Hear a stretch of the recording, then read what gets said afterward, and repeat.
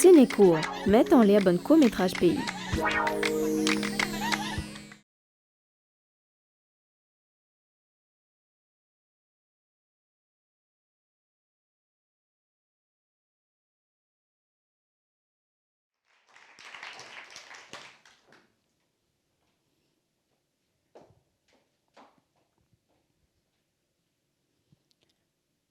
Pour de feu dans la païcane. Pouac, comme soleil cigale noir noir. Nous la vite nous chiricane, si nous désespoir. Brûle, comme le feu dans la paille d'un champ de canne. Brûle, comme le soleil sur des galets noirs. On a vidé notre jerrycan. Nous avons attisé notre désespoir. Je m'appelle Céline Aonienne et c'est par ces vers que j'ai écrit que commence mon court-métrage « Prochain coup d'Ophée ». La prochaine fois, le feu. Titre du livre de James Baldwin. Inspiré de mon histoire familiale, c'est un film d'animation d'environ 15 minutes, sans aucun dialogue, accompagné de poèmes en français et en créole, sur un rythme cardiaque qui devient un beat de rap.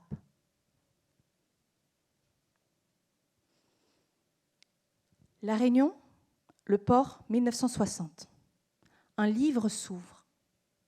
Sur une photo, Roger, 8 ans. Son père, un homme chinois très élégant. Sa mère, une jeune femme créole. Et ses 5 frères et sœurs posent de manière solennelle devant la boutique chinoise. La boutique chinoise, c'est une épicerie-buvette qui est aussi la maison. La boutique et la maison et la boutique, et il y a juste un rideau de coquillage qui sépare les deux espaces. Les clients sont la famille. Les rameaux d'un balai dessinent au sol la forme d'un cœur géant. Roger, à peine plus grand que le balai, fait 2 pas vers les marches de la boutique et contemple son œuvre. Une main se pose sur son épaule. Il se retourne, c'est sa mère. Son visage est d'une beauté saisissante. Soudain, de l'océan, déboule une meute d'hommes à tête de cochon. Leurs pieds piétinent la forme du cœur géant au sol. Ils la détruisent. La fratrie s'est rangée derrière le père. Le père retient la mère par son épaule. La mère tient sa robe dans sa main. Les fleurs du tissu se fanent. Les pétales, un à un, tombent au sol et se transforment en feu follet. Roger se précipite pour l'attraper, mais sa mère le retient par l'épaule. Le sol craquelle. Les craquelures du sol forment les lignes d'un plan d'urbanisme, dont le titre est « Plan de modernisation de la ville du port ».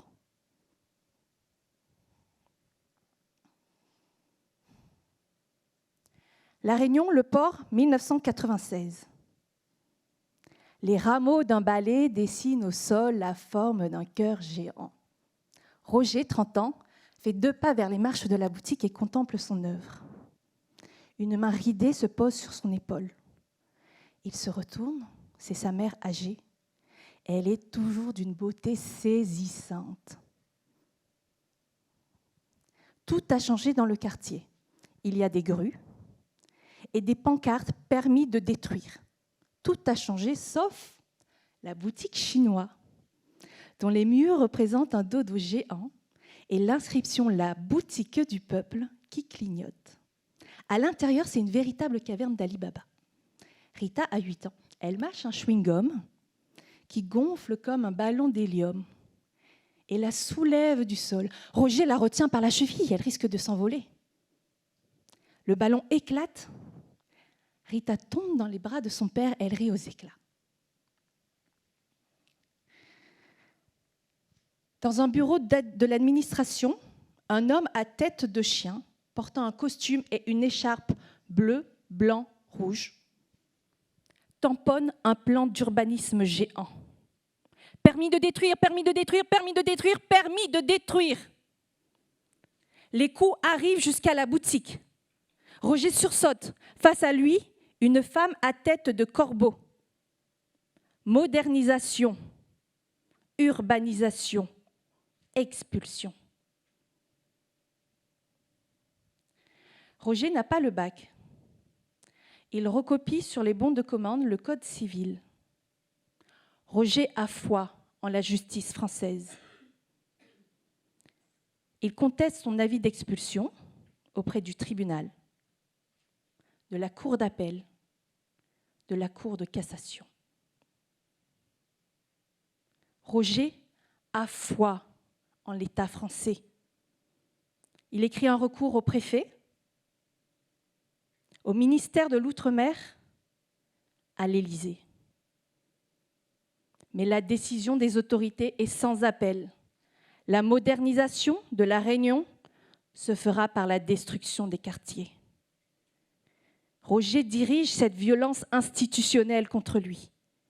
Vise-t-il sa tête? Vise-t-il son cœur? Bourre de feu dans la paille-canne. Brûle comme le feu dans un champ de canne.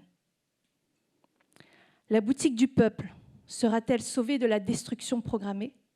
Le peuple résistera-t-il aux autorités?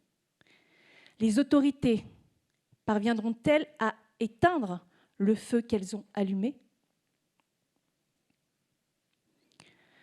Cette histoire est importante pour moi parce que c'est celle de mon oncle Roger.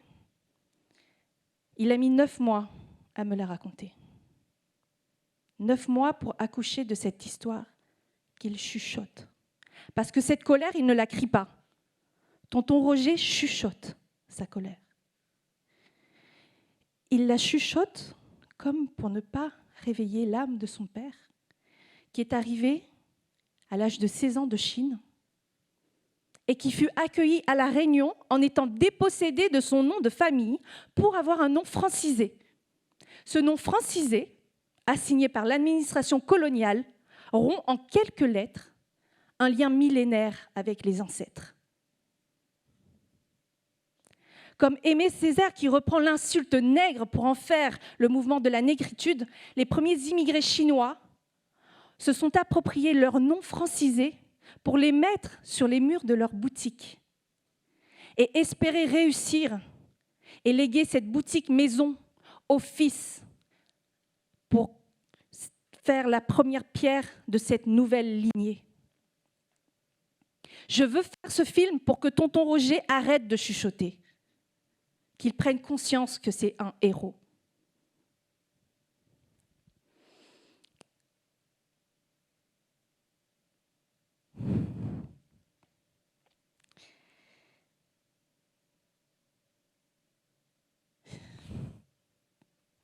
La ville du port.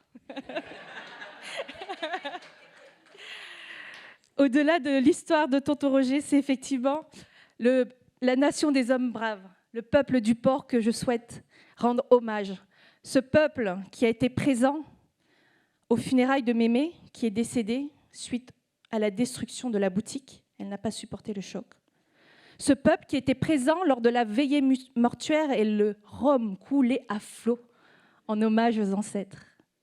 Ce peuple du port qui a aidé à relever 4 bouts de tôle pour faire une boutique rapiécée mais vivante.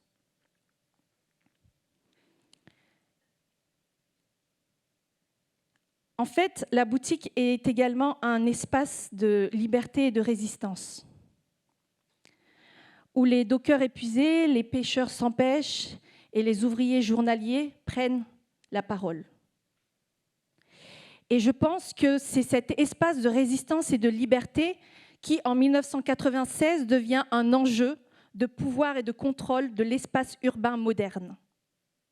Liberté, résistance, espace urbain, l'univers de Basquiat est très présent dans mon film d'animation. Il utilise notamment la technique du repentir, c'est-à-dire qu'il va utiliser des traces pour montrer que sous la trace, on a voulu effacer un motif, recouvrir un motif. Et ça me fait penser à la boutique, c'est-à-dire que physiquement, le bâtiment n'est plus là, mais par ce film, je veux montrer que sous la trace, un passé a existé. Basquiat utilise aussi dans ses personnages des têtes d'animaux. Donc la symbolique est également très présente dans mon film d'animation. Donc pour le maire, il y a un homme à tête de chien, puisque dans la culture française et chinoise, le chien est un symbole de loyauté, loyauté vis-à-vis de la République française ou loyauté vis-à-vis du peuple réunionnais. Et dans la culture réunionnaise, le chien est également un animal ambivalent. Il peut être le chien des chasseurs des marrons, mais il peut être également le chien des marrons prévenant l'arrivée des chasseurs. Enfin, dans l'univers de Basquiat, il y a cette colère colorée. Et c'est vraiment l'histoire d'une transmission de la colère. Puisque moi, en tant qu'enfant d'un ancien peuple colonisé, j'ai pris conscience que je dois écrire l'histoire des miens. Il y a un proverbe africain qui dit que tant que les lions n'ont pas leurs propres histoires, les histoires continueront de chanter la gloire du chasseur. C'est également l'histoire de La Réunion que je souhaite raconter, puisque c'est la première fois, le 20 décembre 1996, que le peuple fête de manière populaire la fête CAF, prenant conscience que CAF est au-delà d'une couleur de peau et traduit une situation d'opprimé. Faire ce film, pour moi, c'est faire entendre que j'ai dans le cœur des cris qui ne sont pas les miens. Faire ce film, pour moi, c'est déposer ma colère dans un objet. Et par la magie du cinéma, de transmettre cette responsabilité que je porte seule et en faire une histoire, une aventure collective.